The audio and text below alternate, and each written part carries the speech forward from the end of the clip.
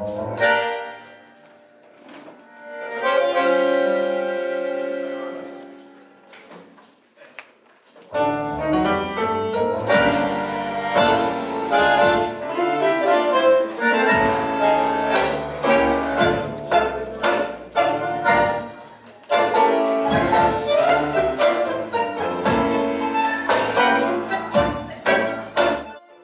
have the pleasure to present to you Max Masri, the mastermind of Tanghetto, one guy who revolutionized the tango music.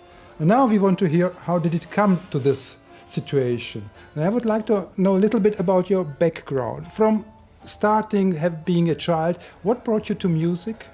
What instrument did you learn? How did you get a contact to tango? Please just tell us something about your genesis of becoming a tango musician. Well, the first times that I heard tango was when I was like 5 or 6, because my grandmother, she used to, she was with the radio on all the time, and it was the tango radio. So I listened to all these classic tango songs. But I wasn't that much into tango, because I was a kid. And so when I started listening to music, it was rock and pop. And some Argentinian rock, but mostly from outside of Argentina, like English rock or American rock, like, I don't know, Depeche Mode or Tears for Fears and things like that. How I started with music? Well, I started with technology. I had this very small sampler that was with little keys, and I have big fingers. And so I started, like programming and doing stuff. And that's how I started. Then I took lessons in one of these Yamaha stores that they taught you, when you bought a keyboard, they taught you, some lessons for free. But I didn't know how to write songs, and I really wanted to write songs. So I ended up taking lessons from one tango legend. I was like 15 or 16 at the time, and he was Virgilio Espósito. Virgilio Espósito wrote Naranjo en Flor. Mm-hmm. Yeah, so that's how I started, to get into tango composition a little bit, because I wanted to write any type of songs. I wasn't that much into tango. I just felt that tango was music from the past, and I needed to make it my own and from my time. Mm-hmm. So that's when I started, to write tango with electronics. Did someone support you in your development, or was it all your own decision, or did you have some friends? It was my decision. Encouraged? No, my friends thought I was crazy. Mm-hmm. Because most people that were like into tango or were trying to become professionals in the music business or whatever were, people from conservatory or things like that. And I was this crazy, technology guy trying to write tango. Mm-hmm. And when did you found your first group, that you had your first exhibition somewhere or performance? The first groups that I had were not tango groups. They were like punk or things like that. Mm-hmm. But then I met Diego Velázquez, and we decided to blend a little bit of tango into that. And I didn't feel it was right at the time, because I didn't feel, the combination of rock and tango wasn't that much, like what I really wanted to do. So I started with the electronics, and that's when I felt I was doing something special. Mm-hmm.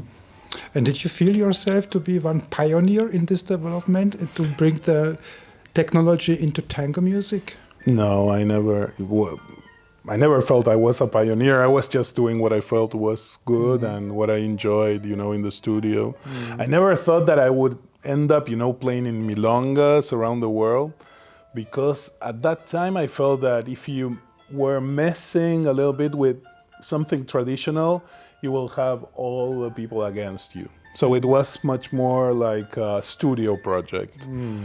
But when we released the first album of Tanghetto, everything, was like, yeah, Emigrante was like this huge success. This is how long ago? Maybe 20 years? 18 years. 18 years around. Yeah. I remember when I was the first time in Buenos Aires in the Calle Defensa where the Sunday market is, Yeah. 10 years ago, and you couldn't walk without hearing Tanghetto Yeah, music. it was Tanghetto Every second all was over. CD Yeah, everywhere. it was I still see crazy. the CDs with me. We sold hundreds, thousands of CDs there. It was unbelievable, yeah. How was it for you to see that you are successful with this kind of music? We were so amazed, to be in your own city, like Buenos Aires, and you were walking down the street and you start listening to your own music. It's, like a dream come true. It's like one of those dreams. Or, you go to this bar and they're playing your music and your music becomes the soundtrack of your city. Yeah, it's really crazy, and it was magical. And what about your grandmother? What did she tell to you? Well,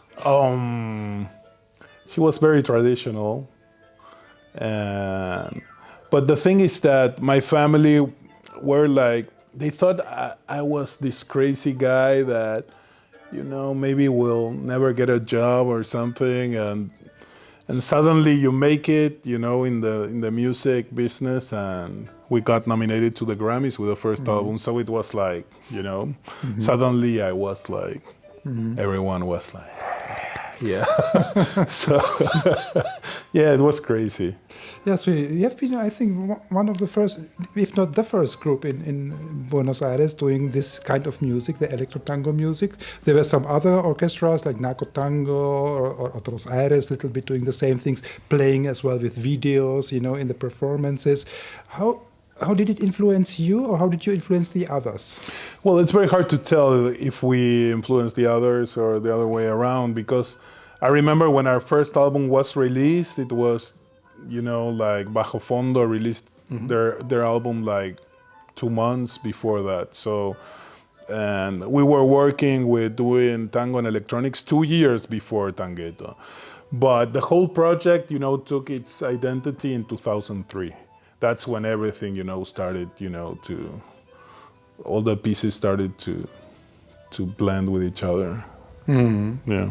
If you would describe now the electro tango scene in Buenos Aires and in Europe, what are the major differences? How well is it received?